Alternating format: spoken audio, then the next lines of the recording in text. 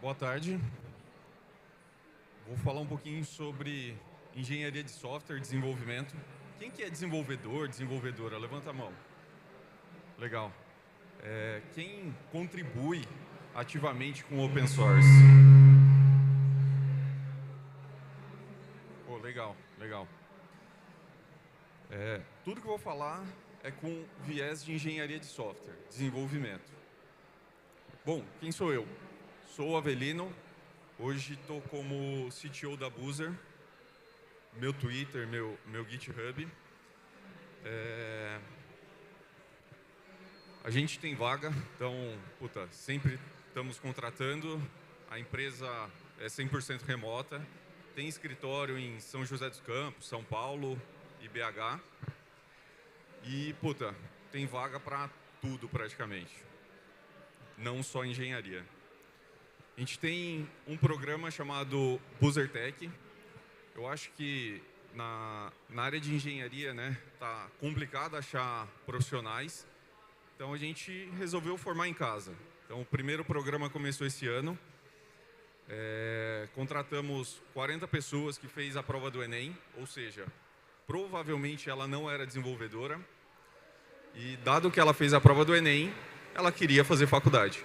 Então a gente contratou como estagiário, a galera mudou lá para São José, esse programa é presencial, e a gente paga lá o salário de estagiário para ele, mais a faculdade. Mas ele não entra para trabalhar, ele entrou para aprender programação.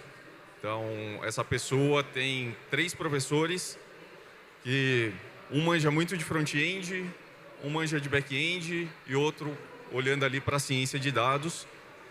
E no final o que a gente quer é formar o que a gente precisa. Eu acho que o mercado, principalmente no Brasil, está complicado para concorrer com o câmbio. Então, empresas de fora contratando a galera aqui no Brasil. E principalmente empresas que não têm produto sexy, É muito mais fácil você contratar uma pessoa, dado que ela usa seu produto. Então, vamos colocar o Nubank como exemplo. É muito mais fácil uma pessoa desenvolvedora querer trabalhar no Nubank. Então, dada essa deficiência de mercado e complexidade de achar pessoas desenvolvedoras, a gente começou a fazer o Boozer Tech. Já teve outros programas chamado Boozer Camp, que era um programa de 3 meses. Esse é um programa de 1 ano. E no final, essa pessoa começa a entrar no dia a dia da Boozer. Dia a dia de trabalho, O que faz para participar disso daí? Fazer a prova do Enem o ano que vem. É a única coisa que a gente olha. Bom, mas além de CTO, quem é o Avelino? O que ele já fez e o que esse cara veio falar de open source? Isso é um print que eu tirei do meu GitHub. E aí tem alguns projetos que eu já contribuí, Parece que ele é meio movimentado. Então, apesar da Boozer ser uma empresa de 530 funcionários, pode ser que aumentou isso daí já. Eu gosto muito de programar, eu ainda programo. Mas como tudo começou, Eu acho que não é do dia para a noite que eu comecei a brincar com open source. E vou ter que abrir o slide, aguenta aí.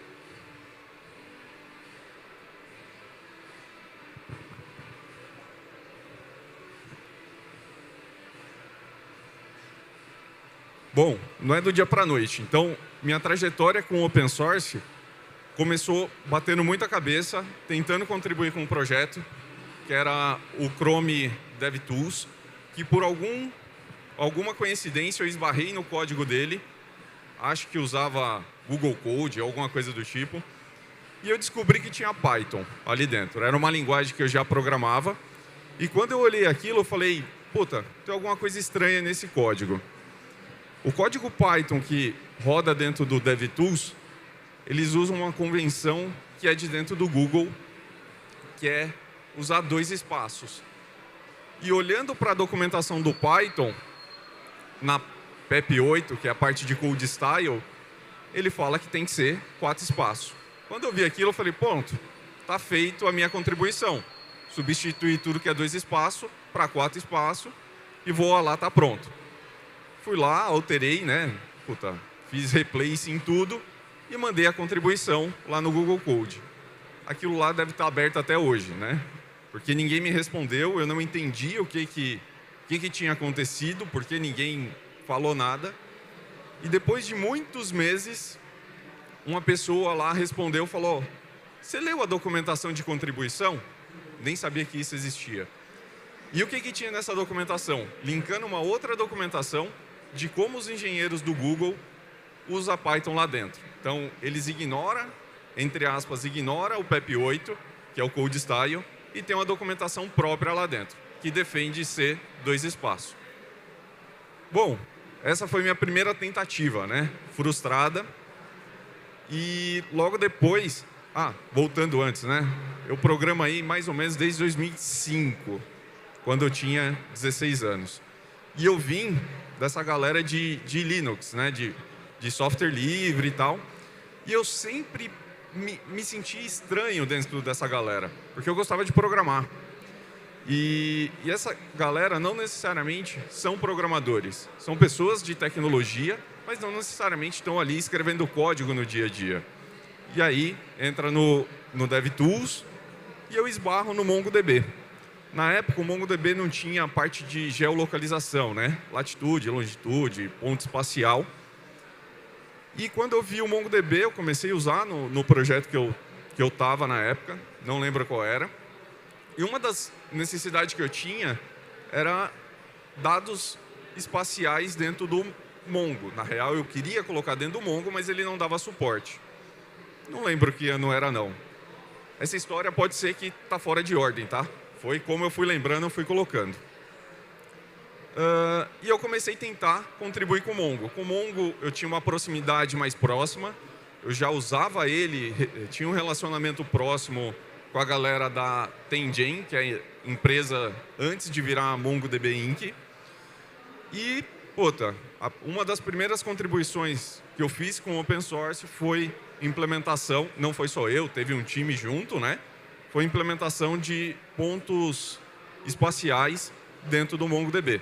Aquele que você passa a latitude e longitude, ele consegue, entre aspas, plotar um mapa, me dá os pontos que está dentro desse raio. Isso daí, que na época deveria ser bem ruim, né? E eu que participei da implementação, foi a primeira coisa aí que eu fiz com Open Source. Logo depois, eu esbarrei no Django, que é um framework Python. E o porquê? Porque eu usava. Então, estava ali usando no meu dia a dia, tinha necessidade de implementar, de desenvolver tal coisa, não lembro exatamente o que era. E o Django não dava suporte. Isso aí eu estou falando, para quem conhece Django, versão 095, 096, alguma coisa nesse caminho. Hoje deve estar na versão 4, 3, alguma coisa assim. E comecei a tentar contribuir. Novamente, sem saber, sem ler documentação e batendo muito a cabeça. Mais para frente eu vou contar a primeira contribuição ali. Um outro caso que eu acabei contribuindo foi a linguagem Go. Aí eu lembro o ano. Ela foi aberta no comecinho de 2008. No final de 2008 eu estava com um problema. Usava Python no projeto. E o problema que eu tinha era conseguir debugar código assíncrono. Estava conseguindo fazer código assíncrono com Python. Só que o grande problema era aonde meu software está parando. O que eu usava na época em Python para assíncrono era Twist. É um framework em Python. Só que estava complicado debugar. Demorava muito a entender onde o software estava morrendo. E aí, fui procurar o que tinha para resolver meu problema. Esbarrei em Go. Achei interessante, comecei a brincar. A parte de assíncrono do Go funcionou muito bem para o meu problema. Então foi o momento de isolar meu softwarezinho ali que eu tinha, aquela necessidade, colocar para fora do software em Python e não reescrever o software em Python usando o Go. Só que era uma linguagem nova. Faltava muita coisa ali para o meu dia a dia de trabalho. E fui contribuir. Então, comecei a contribuir com o core do Go, até que, depois de alguns anos contribuindo, um dos core committers da linguagem falou: pô, Avelino, por que você não vem trabalhar no Google? você está passando sei lá quanto tempo contribuindo com a linguagem e vem trabalhar com a gente. A minha resposta para ele foi, eu já apliquei 3 vezes e não passei. Então, voltando para o meu histórico de academia, né? Eu sou matemático por formação. Então, não fiz computação. E aí, o Google não dá feedback, né? O porquê que você não passou, porquê que você não entrou. Eu tinha um feeling mais ou menos porque não rolou. A primeira vez, acredito que foi por causa da língua, o inglês. E por que eu sei? Porque a comunicação não fluiu. O primeiro telefonema que eu liguei, puta, não rolou comunicação. A pessoa não me entendia, não entendia a pessoa. No Google, depois de 6 meses, você pode aplicar de novo. Passou sei lá quanto tempo, 6, 7, 8 meses. Apliquei novamente. E aí veio o problema que eu não fiz computação. Parei no processo de algoritmo. Sou matemático. Achei na época que sabia tudo de computação e no final a faculdade de computação começou a fazer falta ali para ir para uma empresa que eu queria trabalhar. Beleza, volto para casa, estudo algoritmo, aplico de novo. Passei no processo de algoritmo, parei em otimização de algoritmo. Depois dessa eu falei, puta, quer saber de uma coisa? Não quero mais trabalhar no Google. Então contei essa historinha pro core committer, né, da linguagem. Ele falou, pô, Avelino, aguenta aí que eu vou falar com o pessoal, ele entra em contato. Bom, acabei trabalhando no time da linguagem Go durante muito tempo, até não conseguir mais ali tá contribuindo ativamente. Tanto sendo parte do Google, quanto não sendo mesmo depois. Um outro cara que eu contribuí foi o Bottle, que é um framework minimalista Python. E aí começou a nascer projetos pessoais meus, né? Puta, o Vim Bootstrap, que é um cara lá que você seleciona a linguagem no browser que você quer programar, ele gera um arquivo de configuração do editor Vim. E, puta, contribuí com uma porrada de coisa. O GitHub vai falar muito melhor do que eu já fiz do que eu mesmo, mas vamos lá. E como contribuir, né? Puta, quero começar a contribuir com um projeto X. Como contribuir? Primeiro é entender o que o projeto, aonde o projeto está. Então, tem o antigo Google Code, né, que morreu, e muita coisa do Google, até a linguagem Go, comecei a contribuir quando eu estava lá. SourceForge. Em 2008, ainda bem que surgiu o GitHub, e tem e-mail também. Então, é estranho falar contribuir por e-mail, né? Mas tem um projeto gigante chamado Postgres, que até hoje a contribuição é por e-mail. Ah, mas eles não usam GitHub? Não. Por quê? É uma discussão longa. Praticamente é porque os russos preferem manter por e-mail. Então, eu fiz lá meu código, minha implementação. Tem um lugar que eles vão categorizando issues, né, de tarefas a ser feita ou problemas a ser resolvido. E quando você quer mandar o seu pull request, você pega aquele path, o diff, que praticamente o GitHub lê, anexa no e-mail e fala, está aqui minha implementação. E ali surge uma discussão.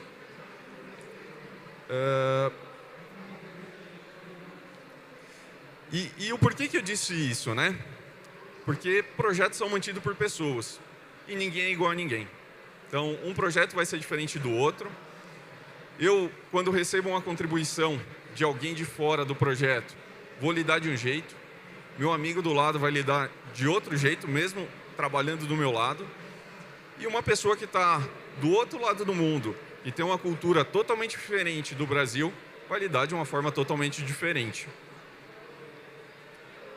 E comentei que eu ia falar do Django. Então vamos falar de um caso real, né? Como começou minha contribuição com Django. Eu não lembro. Tá.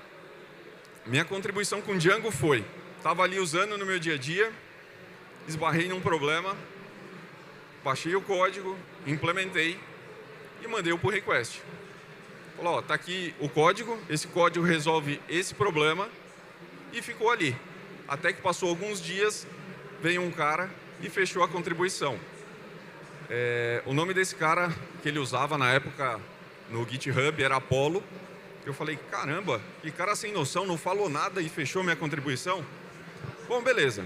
vou manter meu fork com essa implementação. Fiz uma outra implementação, mandei. O mesmo cara chegou e fechou. Até que eu fui para uma DjangoCon e encontrei esse cara, mas eu não queria ver o cara, porque eu estava com raiva daquele cara. Eu falei, caramba, o cara, eu acho que é pessoal, por isso que ele está fechando. E quando eu começava a olhar o histórico no GitHub, ele respondia a contribuição de outras pessoas. Eu falei, puta, é pessoal que esse cara tem comigo. Até que eu esbarrei ele no corredor e não me aguentei e tive que perguntar. Eu falei, puta, por que toda contribuição que eu faço você fecha? A resposta que ele me deu foi, Avelino, eu não entendo o que você está mandando. Você está mandando código e não explica o que você está resolvendo. Eu falei, putz, eu acho que o problema não era ele, e sim eu. Que eu não conseguia expressar o que eu estava implementando naquele código. Então, de vez eu ir lá no... Não lembro o que eles usam para controlar isso. De vez eu ir lá, pegar a tarefa, implementar, me envolver na discussão da implementação, antes de implementar, compartilhar o que eu estou pensando para resolver aquele problema, eu simplesmente achava um problema aleatório que eu tinha, implementava e mandava. Então, o código para mim era o final. E no final, o código não é o final. O código é o meio para resolver qualquer coisa ali que a gente tem que resolver. Uma feature nova, uma implementação. E o que eu tirei de lição disso daí, né? Dessa, entre aspas, a pessoa me ignorar até eu descobrir que o problema era eu, né? Que não conseguia me comunicar. O que open source tem me ensinado até hoje. Que é comunicação. Puta, eu consegui me comunicar muito melhor. Geralmente por texto, né? Porque o amigo não está do meu lado, ele está em um outro fuso horário. Então, aquela mensagem truncada que eu mando oi, e espero alguém me responder o oi, para depois fazer uma pergunta, eu não posso ter. Então, dentro de um texto, eu tenho que escrever muito bem, compartilhar o máximo de informação, para que a outra pessoa leia aquele texto e entenda o que eu estou querendo comunicar. O que eu acabei de falar aqui, código é o meio e não o fim. Então, o código está ali para nos ajudar a resolver um problema específico e não simplesmente implementar qualquer código. E, principalmente, menos apego ao código que eu escrevi. Todos os projetos open source que eu vim passando até hoje, todo o código que eu mandei teve crítica. Então, aquele código que eu implementei, que antes eu lidava como é meu filho, é precioso, e eu vou cuidar da melhor forma possível e não vou deixar ele criticar meu filho, na real, todas as implementações foi criticada, mas com um propósito, de melhorar a implementação. Eu lembro até hoje de uma das contribuições que eu fiz para a linguagem Go, que resolveu o problema no processador que eu estava usando, que era x64, alguma coisa do tipo. Mas é uma linguagem de programação que é usada e suportada por N processador. E para resolver aquele problema que eu estava resolvendo para diversos processadores, era uma implementação totalmente diferente, que eu tinha que ir lá no assembler e mudar uma porrada de coisa que eu não sabia que fazia naquilo. E aí foi o momento de fazer pair programming com quem mantinha aquilo, para entender como aquilo funcionava e voltar no meu código e reimplementar. Então, se eu tivesse, nessa época, né, desse código, ou de vários códigos, levado para o pessoal pensando que aquele código é meu, na real, eu acho que eu nem teria contribuído, né? Não teria exposto o meu código. Então, hoje eu tende a zero aí, apego à implementação. Lógico, eu acho que tem muitas pessoas que levam o código como pessoal e tudo bem, não tem problema, mas o não ter apego a código me ajudou a evoluir como profissional, porque eu olho para a crítica como uma crítica construtiva de eu me tornar uma pessoa desenvolvedora melhor. Bom, eu mantenho um projeto chamado Wellsong Go. O que é isso? Praticamente é uma lista, um README do GitHub, com milhares de projetos escritos em Go. Ele começou quando eu vi que tinha um cara desse, eu acho que era 2014, alguma coisa do tipo. Começou em 2014, quando eu vi um projeto chamado Wellson Python, que fazia a mesma coisa. Eu falei, puta, não tem nenhum Go, vou criar esse negócio. E de lá para cá ele cresceu muito, assim. E dado que nasceu na minha cabeça, né, inocente, sem conhecimento, nasceu para ser um projeto simples, com um arquivo de texto em formato Markdown, eu comecei a receber muitas contribuições. E aí comecei a ter que pensar fora da curva, né? Então, muitas pessoas mexendo no mesmo arquivo numa versão diferente. Então, a versão que está lá na main, no branch principal, várias pessoas editando e mandando contribuição. Se eu aceitar uma contribuição, eu quebro todas as outras, porque a linha 10 daquele arquivo era A e agora é B. Então, esse arquivo começou a crescer muito. E aí vem alguns problemas de gestão de projeto open source. Que tem que escrever qual é a regra do projeto que vai entrar aqui e o projeto que não vai. Tem que escrever a regra e expor essa regra, né? Deixar em um arquivo de texto ali, de como que eu faço para criar uma categoria nova. Puta, hoje, né, do que eu lembro, se não tem 3 projetos que se encaixam naquela categoria, não vai ser criado categoria nova. Então, começa a entrar no momento, né, quando o projeto open source começa a crescer, a gente precisa de gestão. E aí, a gente tem que ter muito claro o porquê que aquele projeto existe. Que vai vir propostas diferentes e a gente tem que saber dizer não. Então, dado que a gente sabe o porquê que aquele projeto que a gente criou existe, está aberto, fica muito mais fácil de dizer não. Mas até eu chegar nessa forma de criar regras, né, de, puta, tá aqui o arquivo de contribuição, lê ele, eu apanhei muito e aceitei muita coisa que não fazia sentido. Uma outra coisa que a gente teve que implementar. Quando você abre um pull request, você tem um template para seguir. Então aí o GitHub vem ajudar muito nisso, né? De criar gestão em cima dos projetos. Que a pessoa precisa colocar 3 links, que praticamente é repositório do projeto, link do teste, de integração de teste, com coverage. Eu quero saber quantos % de cobertura aquele teste tem. Tem mais 3 coisas, eu não lembro de cabeça não. E aí, quem não preenche isso, a gente pede para preencher. Antes era eu mandando o texto toda hora, até olhar para o problema e falei, puta, vou automatizar meu trabalho aqui, porque eu não vivo desse projeto. Na época, esse projeto nem me dava dinheiro. E estava ali, estava sendo para mim um cavalo de Troia. Porque eu criei com uma intenção, o projeto começou a crescer, começou a me gerar mais trabalho do que o meu próprio trabalho. E aí, o que eu faço com isso? Vou fechar? Até tentei doar o projeto para alguém, mas, cara, não rolou. E o que eu faço é, hoje, né, pensando no template, o porquê ele existe, o template de pull request. Porque ele existe para um software por trás rodar e ver se ele preencheu o que estava preenchido. E automaticamente colocar labels de, puta, essa contribuição está pronta para ser revisada, não está pronta para ser revisada, e como esse código é executado lá no CI do GitHub. Hoje está no CI do GitHub, antes não era. Como a gente faz para revisar essas contribuições? Comunicação por label e comentário. Então, eu vou escrever para a pessoa o porquê que o projeto não vai ser aceito, ou que ele precisa melhorar no projeto, né? Como é um repositório aberto e qualquer um pode mandar pull request, não necessariamente o mantenedor do projeto manda o código para lá. E sim, eu esbarrei no projeto, eu acho que é um projeto legal, eu quero mandar ele lá para o Wellson Go. Eu abro um pull request com aquela implementação. Para nós, tudo bem. Desde que, eu não lembro os números de cabeça, tá?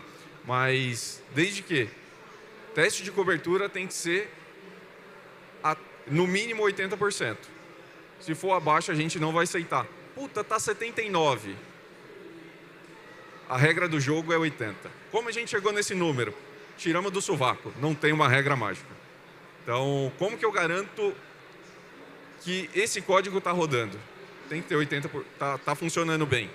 Sem que eu não tenha tempo de baixar isso na minha máquina, testar, e eu recebo muita contribuição. Então, a gente começou a criar algumas regrinhas.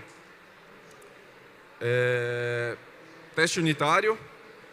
E depois que o pull request é aceito, a gente automaticamente gera o site ElSonGo. Então, daquele arquivo README, a gente quebra ele em vários pedacinhos para gerar um site no domínio ElSonGo. Inicialmente, a gente convertia o README em HTML e servia, pensando em trazer mais usuário. Puta, por que não quebrar em várias páginas e o Google indexar mais páginas? E aí a gente foi e implementou mais código que roda automaticamente para gerar o site ElSonGo. Tem bug? Provavelmente sim. Legal. E falando em impacto, né? Desse projeto em específico. Eu saí de um ambiente local, Brasil, e comecei a impactar o mundo. Hoje, a maior parte do acesso é China, depois Estados Unidos. Então eu comecei a quebrar um pouquinho de barreira com esse projeto, né? Ele nasceu pequeno, como uma lista, eu mandando um monte de projeto que eu achava que era legal, sem ordenação alfabética, e hoje é um projeto que, puta, muita gente acessa e mais para frente eu vou falar financeiramente.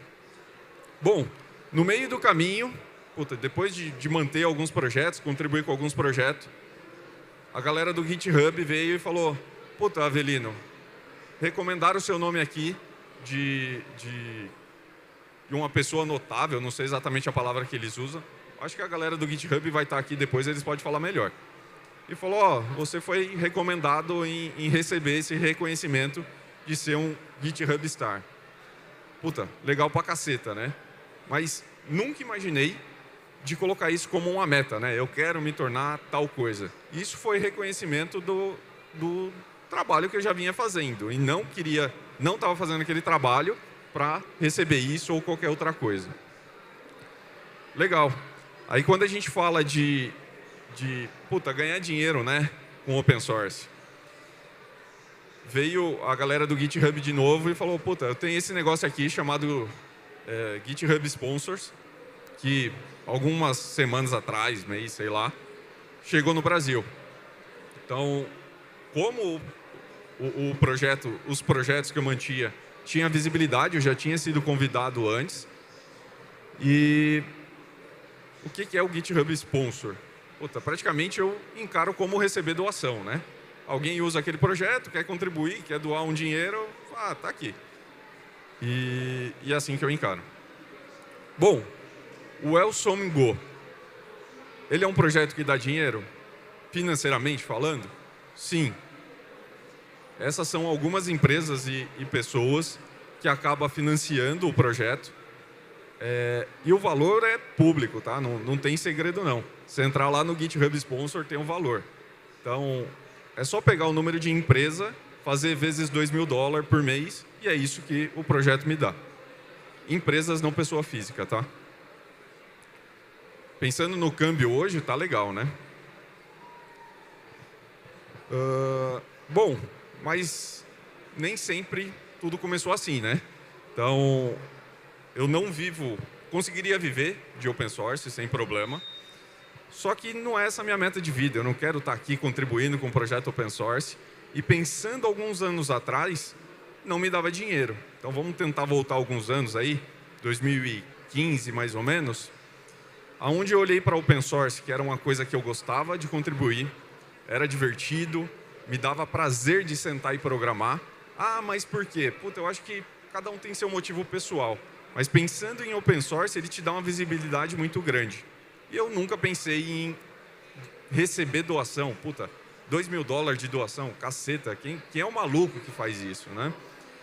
E eu olhei para open source, olhei para o meu momento atual, que era empreendendo, e falei: cara, como que eu uso open source para a estratégia da minha empresa.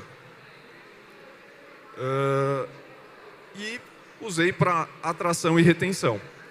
Quando fala de open source, muitas pessoas desenvolvedoras querem trabalhar numa empresa que seja legal, que paga bem, mas todas as empresas têm problema. Eu acho que eu ser muito inocente falar, não, a Boozer não tem problema nenhum.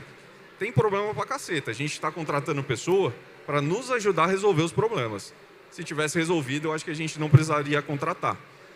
E nessa empresa que eu fundei em 2015, aonde eu usava open source? Em duas frentes, atração e retenção. Atração, por quê? Eu não conseguia, mesmo em 2015, que a gente usava Go, achar desenvolvedores, pessoas desenvolvedoras, que estavam afim que já sabia programar em Go. E aí eu tinha que formar. Então eu precisava atrair as pessoas de outra tecnologia, pagar o salário do nível que ela era naquela tecnologia, para vir trabalhar com Go. E pode ser que no meio do caminho ela fala, Avelino, não gostei de Go. Então eu gosto mais de Ruby, de Python, ou do que ele trabalha. E uma outra coisa, eu não tinha um produto sexy. Eu não tinha um cartão roxo que o meu funcionário usava ali no dia a dia. Então eu me apoiei no que eu sabia fazer, no que eu já vinha fazendo há um tempo, que é open source.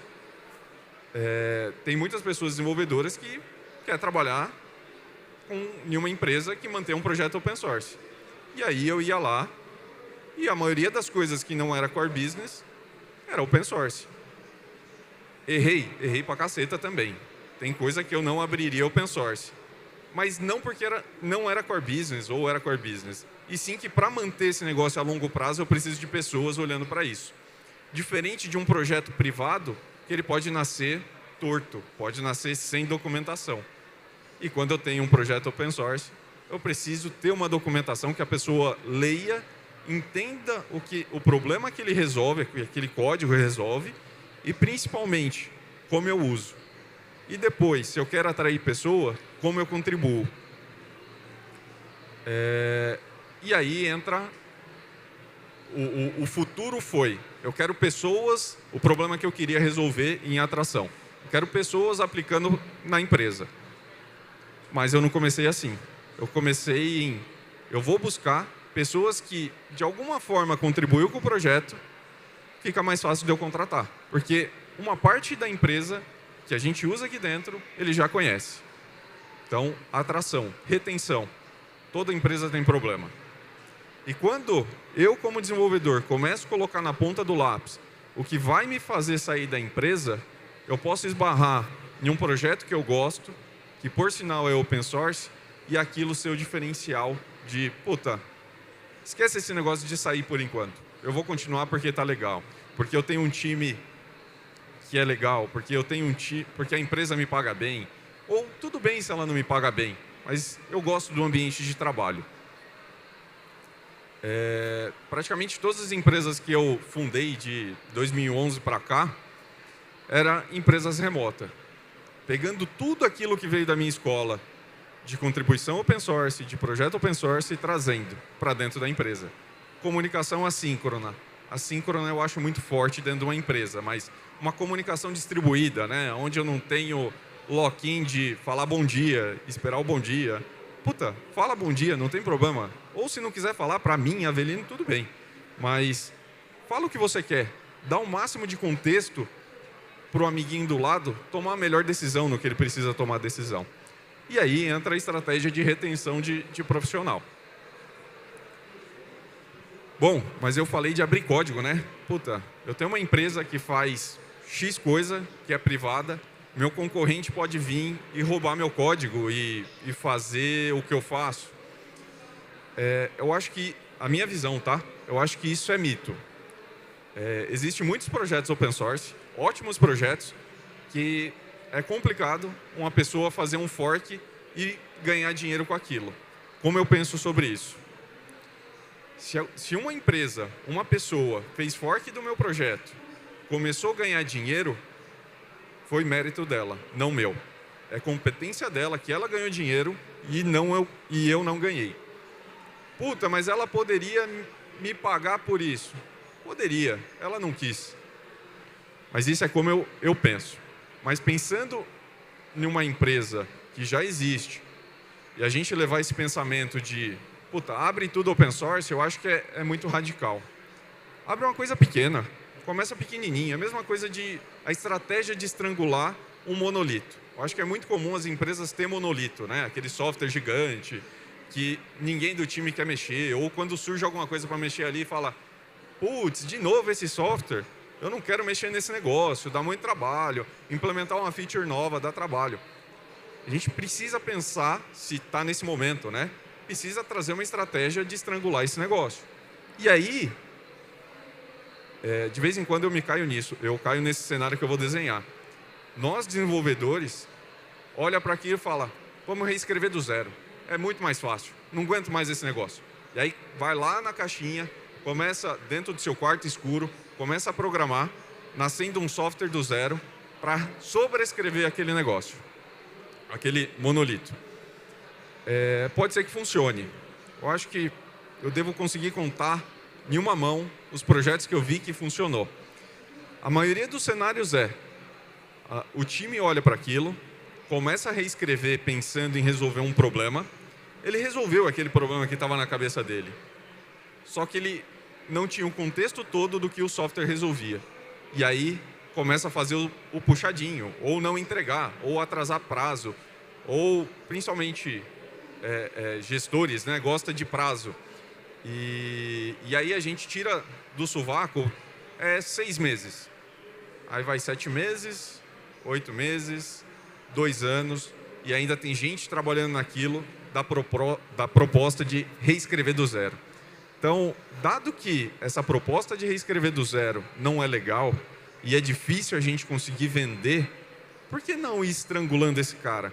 Tira um endpoint lá daquela API, joga para um serviço. O que vai usar nesse serviço? Sei lá, vê o que o time sabe. Se sabe Go, usa Go. Se sabe Python, usa Python.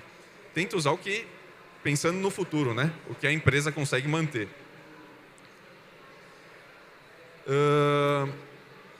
Bom, e a pergunta, né? Eu acho que já respondi no meio do caminho aí. Se é possível viver de open source? A minha resposta é sim. Mas vamos tentar refletir junto, né?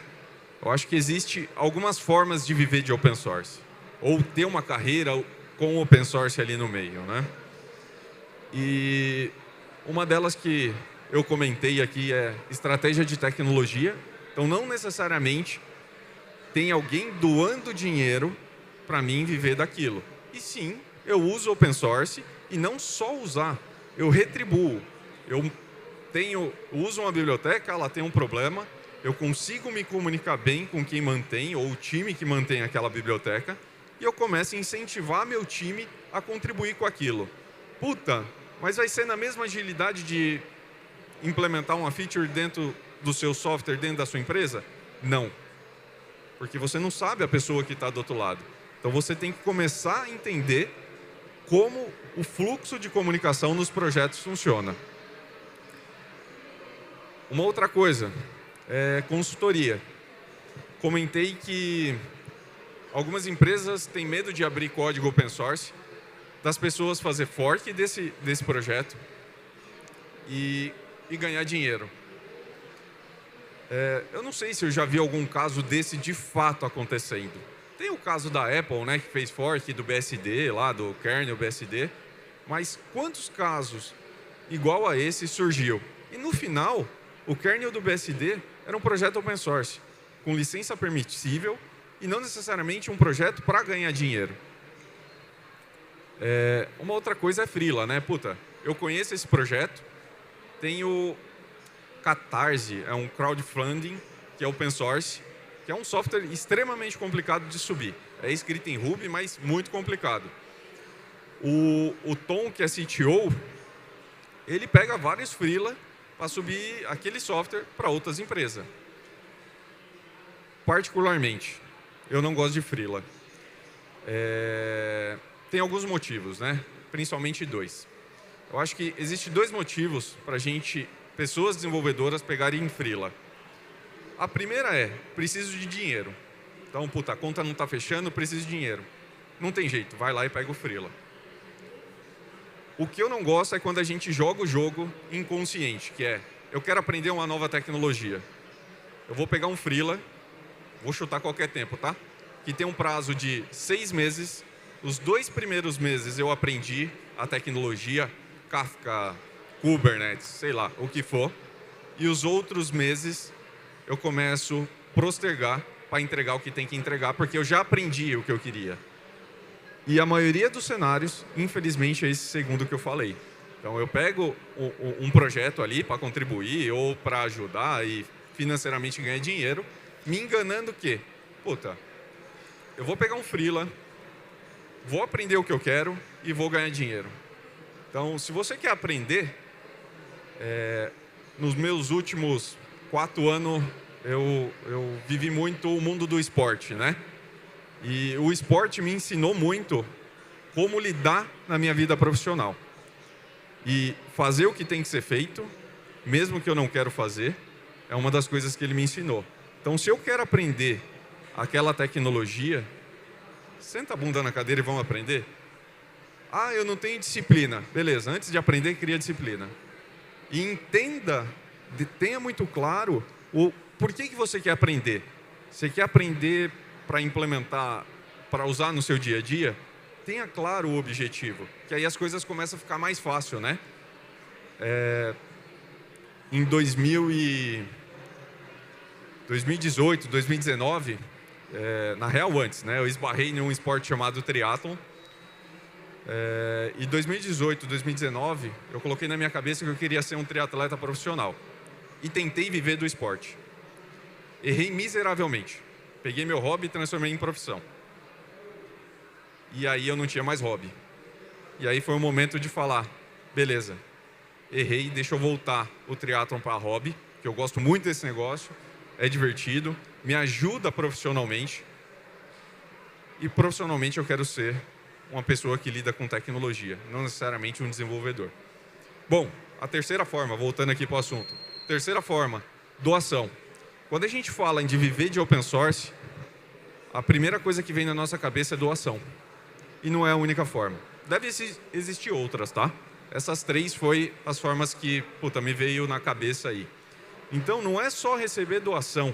Eu acho que, puta, eu não queria viver de doação. Eu sei que eu recebo lá no ElSomGo, mas a responsabilidade de receber doação de uma pessoa que eu nem conheço, que nem... Esses últimos meses aí, recebi doação de um cara da Ucrânia. Putz, da Ucrânia, cara. O que eu fiz foi devolver o dinheiro. Puta, eu não quero seu dinheiro. O que vocês estão passando aí, eu não queria estar passando. Você tirar seu dinheiro para mandar para mim, faz isso não, bicho. Sei lá, doa para quem precisa, porque eu não estou precisando disso para viver. E antes de começar a ganhar dinheiro com projetos open source, eu não imaginava que era possível. Quando eu vou doar o dinheiro para um projeto? E diversas vezes eu pensei em matar o projeto. Por quê? Tá me dando trabalho. Puta, não aguento mais manter esse negócio. Toda sexta-feira, na parte da tarde, eu tenho que sentar aqui e olhar para isso. E tem pessoas que mandou por request na segunda-feira que tá me cobrando de revisar na sexta, sabe? E é um negócio que não era meu trabalho. Então, diversas vezes, de vez em quando até hoje, tá? Eu penso em não quero mais manter esse negócio. Mas aí eu olho para a galera que está doando dinheiro para aparecer no projeto, o impacto que o projeto causa, as pessoas que eles indiretamente ajudam, beleza, eu vou manter esse negócio. Até quando? Não sei. Então, por que eu estou falando isso tudo? É muito comum a gente querer criar projeto novo, né? E pensa muito bem no que vai criar, né? Porque teve um projeto, se eu não me engano, da comunidade de JavaScript. Não lembro o que o projeto fazia. A pessoa que mantinha o projeto ficou puta, porque empresas grandes estavam usando e não contribuía financeiramente.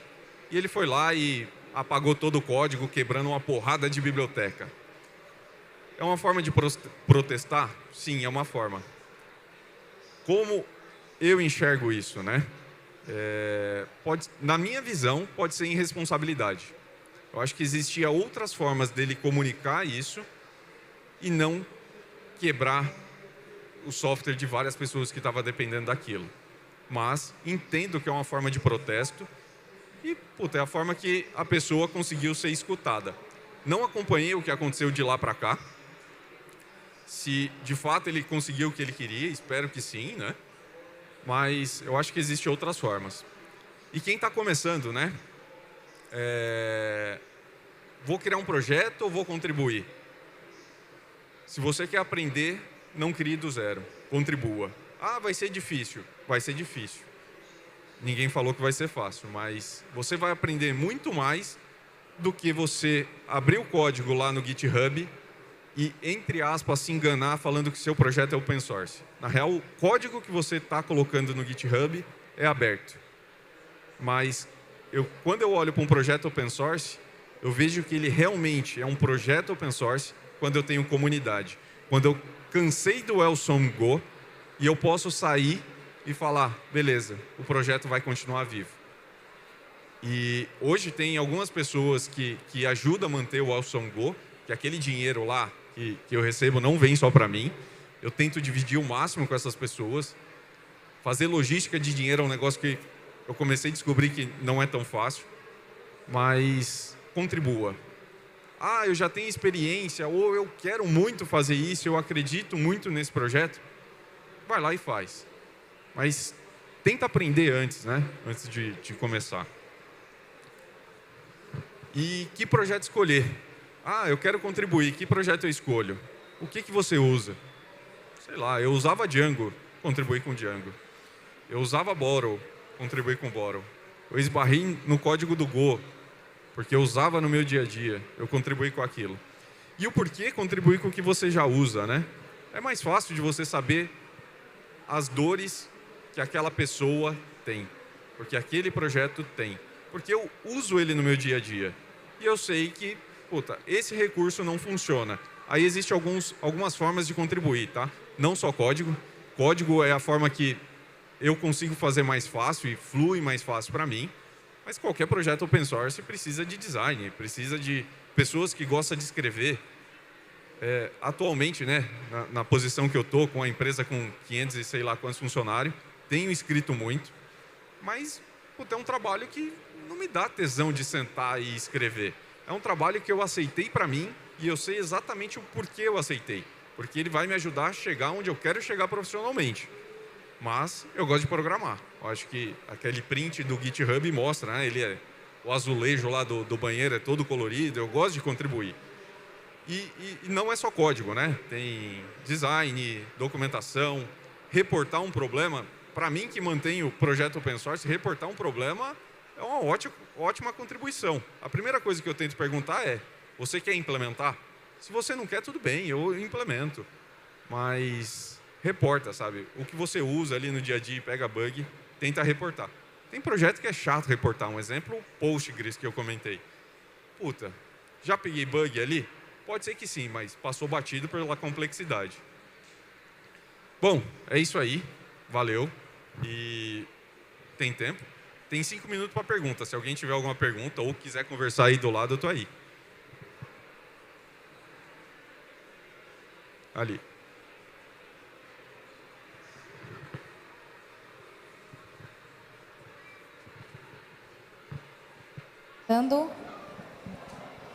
Tudo jóia? Então, hoje eu mexo com uma tecnologia aí para desenvolvimento mobile. Só que ela já é mais madura. E aí, durante a palestra, você falou que era bom começar a contribuir com a tecnologia que você usa. Mas assim, às vezes tentar abraçar uma tecnologia nova, que tem mais espaço para contribuir, não seria melhor? Às vezes começar uma coisa que está nascendo agora, porque você falou que contribuiu no Go, e o Go naquela época estava nascendo, né? O Django também, o MongoDB, inclusive. Então não seria às vezes adotar uma tecnologia que está nascendo agora, apostar nela e contribuir, talvez você não teria mais espaço para iniciar? Legal. Sim, é muito mais fácil, né, com alguma coisa nascendo do zero, mas eu acho que tem espaço para contribuir não só com core, né? O que eu falei foi muito core ali, Django, Go, MongoDB, mas tem aquelas bibliotecas menores, né, que a barreira de entrada é muito menor. Então pode ser muito mais fácil. Não conheço muito de mobile, tá? Então pode ser que o que eu estou falando não se encaixe no mundo de mobile, sei lá, iOS, alguma coisa desse caminho. Mas eu acho que olhar para coisas pequenas, né, que nem quando você está programando para mobile, você importa uma porrada de biblioteca. Será que aquela biblioteca pequenininha você não consegue? Eu acho que pode ser mais fácil. Mais alguma pergunta? Levanta a mão aí. Bom, é isso aí. Obrigado. E tem vaga lá na Buse. Oh, aqui.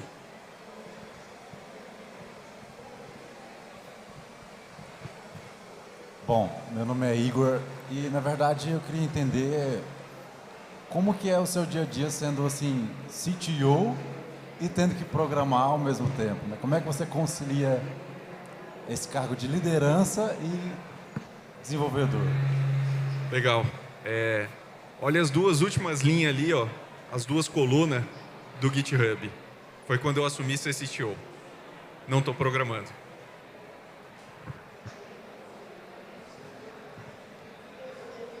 É isso aí, eu vou estar por aí. Se alguém tiver qualquer pergunta, quiser conversar, só me procurar. Valeu.